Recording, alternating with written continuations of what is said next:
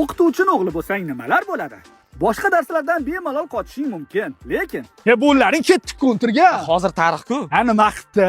Dadang darsi-ku, tarix. Pishasan. Ya ketaverardi, prosta kerakli fanda bu, o'qish kerak. Va alaykum assalom, va alaykum assalom. O'tirlaring. Eng bilimsiz ahmoq sinf sizlarsizlar. Aslida o'rgansang bo'lmaydimi? qolgan darslarda xohlaganingcha to'polon qilishing mumkin, lekin dadang darsida ignani ustida o'tirgandek o'tirasan. Jim o'tiringlar. Ergashev. Ustoz. Xo'sh, darsga tayyormisiz? Ha, tayyorman. Daftaringiz bormi?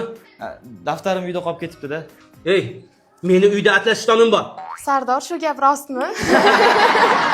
Nihoyat jurnalda senga navbat keladi. Bu sen uchun eng qiyin va sinfdoshlaringga eng qiziq joyi. Abdumannonov. Men dada, ustoz. Dadangning kayfiyati yaxshi bo'lsa-ki, xo'p, lekin agar uyda bilmasdan asabiga tegib qo'ygan bo'lsang, Mavzuchalar-ku. Demak, bu yigit kechasi oyisini aytganini qilmasdan futbol o'ynagan, dadasini aytganini qilmasdan PUBG o'ynagan. o'qituvchini o'g'li bo'lganingdan keyin hammaga o'rnak bo'lishga majbursan. Har bir qadaming kuzatuvda. O'qituvchini o'g'li qara qiz bilan yuribdi.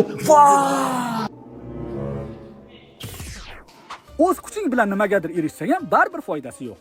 Anasi o'qituvchida buni. Aniq tanish bilishchilik qilib bergan. Dada ketyapsizmi? Ha, ketyapman. Obedga pul berib keting. Ertalab berdimi bolam? Ha, aytgancha.